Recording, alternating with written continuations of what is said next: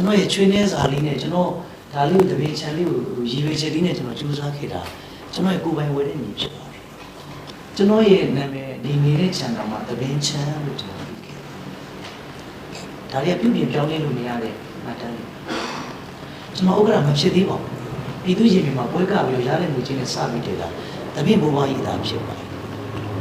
အဲ့ချိန်ကျွန်တော်တပည့်အစည်းအဝေးမှာတာဝန်မှမရှိကျွန်တော်တပည့်အစည်းအဝေးလက်ခံတဲ့အချိန်မှာ